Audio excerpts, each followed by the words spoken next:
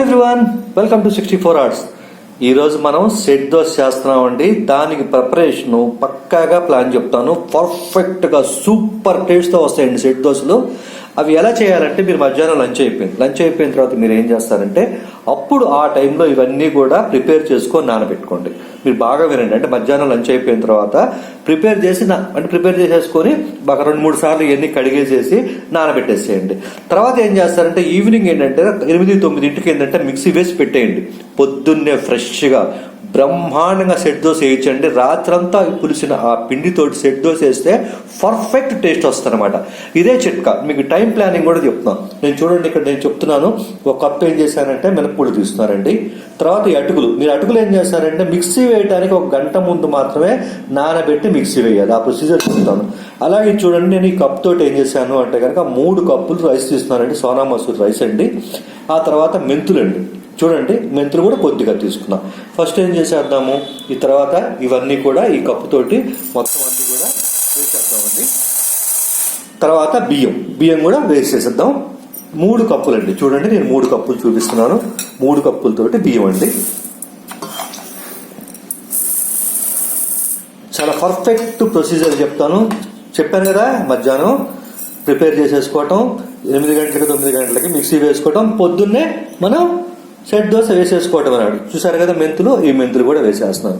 ఇవి ఏం చేద్దాము అంటే, ఈ మెంతులు కూడా వేసేసిన తర్వాత 2-3 సార్లు బాగా కడుగుదామండి. కడిగిన తర్వాత కొద్దిగా వాటర్ వేసి నానబెట్టండి. నేను మళ్ళీ చెప్తున్నాను, అటుకులు మాత్రం నానబెట్టచ్చు. 1 గంట ముందు నానబెట్టాలి. ఏమంటే, నేను ఇవన్నీ కడిగేసేసి నేను నానబెట్టేస్తాను. నానబెట్టడానికి ముందు నుంచి నేను మళ్ళీ మీకు చూపిస్తాను. ఓకేనా? సెట్ దోశ ప్రిపరేషన్ ఉండండి. అలాగే మీకు పర్ఫెక్ట్ టైమింగ్ చెప్పానండి. మధ్యాహ్నం, రాత్రి, పొద్దున్నే సెట్ దోశ రెడీ అనమాట. 6-7 అవర్స్ అయింది నానబెట్టేసేసి. ఆ పక్కన చూసారు కదా అటుకులు, అవి మాత్రం నేను ఒక 1/2 అవర్ ముందు మాత్రమే వాటర్ వేసి నానబెట్టానండి. నెక్స్ట్ మిక్సీ వేద్దాము. మిక్సీ వేసినప్పుడు పిండి ఏ పొజిషన్లో ఎలా వేయాలో కూడా నేను మీకు చూపిస్తాను. ఇప్పుడు ఏం చేద్దామంటే, 1/2 అవర్ నానబెట్టాం కదా అటుకులు కూడా దాంట్లో మనం నానబెట్టినాం కదా 6-7 అవర్స్. ఒక అరగంట అటు ఇటు నానబెట్టిన ఇబ్బంది ఏం లేదండి. ఇప్పుడు ఇది కూడా వేసేసి మిక్సీ వేద్దాము. చూడండి, మిక్సీ వేసుకున్న తర్వాత ఆ థిక్నెస్ ఒకసారి చూడండి. అర్థమైంది కదా, ఆ థిక్నెస్ తో రావాలన్నమాట. అలాగే గిన్నె చూసారా, నేను పెద్ద గిన్నె తీస్తున్నాను. పిండి ఎంత ఉంది, సగానికి ఉంది. ఆ పిండి కంటే పెద్ద గిన్నె తీస్తున్నాను. ఎందుకు తీస్తున్నాను అంటే, 8 గంటల పాటు మనం నానబెడతాం. అంటే ఆ పిండిని పులవ పెడతామంటారు చూసారా, అట్లాగా. అదేంటంటే చిన్న గిన్నె పెట్టారనుకో, బాగా పొంగి పిండి అంతా కింద పడిపోయి మళ్ళీ పని అనమాట. అందుకని ఎప్పుడు కూడా పెద్ద గిన్నె తీసుకోండి, మూత పెట్టండి. 8 గంటలు అంటే రాత్రిపూట పెట్టాం కదా, పొద్దున కల్లా సెట్ చేయడానికి పిండి పర్ఫెక్ట్ గా రెడీ అయిపోద్ది. ఇక వేసుకోవటమే అనమాట.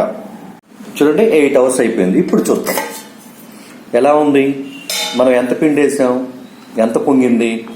సో ఈ పొంగటం విషయంలో మీకు ఒక విషయం చెప్తున్నాను, మీరు గుర్తుపెట్టుకోండి. ఎండాకాలం, వానాకాలం, వర్షాకాలం కొద్దిగా ఉప్పేద్దామండి. ఉప్పేసేసి కలుపుతాము. ఈ కాలాలన్నింటిలో కూడా ఏంటంటే పిండి ఏంటంటే ఒక్కొక్కసారి మన ఎండాకాలం అనుకోండి 5-6 గంటల్లోనే బాగా పొంగిపోతుంది. మరి వేరే కాలం అంటే వర్షాకాలం, చలికాలంలో కొద్దిగా టైం పడుతుంది. ఆ టైంలో ఏంటంటే అబ్బా ఏంటి పొంగలేదు, ఏమైందని మీరు టెన్షన్ పడుతుంది. కాలంలో ఇంకో 2-3 గంటలు ఎక్కువ మనం ఉంచితే అదే పొంగుద్ది అనమాట. సెట్ దోశ చెప్పాను కదా ప్లానింగ్. మధ్యాహ్నం నానపోసుకుంటాం, రాత్రి పిండేస్తాం, రాత్రి అంతా ఉండి పొంగి పొద్దున కల్లా సెట్ దోశ పర్ఫెక్ట్గా వస్తుంది. నేను మళ్ళీ చెప్తాను, పర్ఫెక్ట్ ప్లాన్ అనమాట. అలా బాగా కలిపేసేద్దాం. నెక్స్ట్ ఏం చేద్దాం, వెళ్దాం రండి. పొయ్యి మీద ప్యాన్ పెట్టినాను. జస్ట్ ఏంటంటే చూసారు, అది ఉల్లిపాయతో తుడుస్తున్నట్లేదు, బంగారంతో తుడుస్తున్నట్టుంది. సో అలా అయిపోయిన తర్వాత లైట్గా కొద్దిగా ఆయిల్ వేయండి. ఈ సెట్ దోశ ఇంత ప్రిపేర్ చేసుకున్న తర్వాత మనం వేసే పద్ధతి కూడా కొద్దిగా చిన్నవి ఉంటాయి, అవి పాటిస్తే పర్ఫెక్ట్గా వస్తుంది. చూడండి, కొద్దిగా పిండి కూడా ఎలా ఉందో చూడండి. అంతే, దాన్ని వదిలేసేయండి. ఇంకా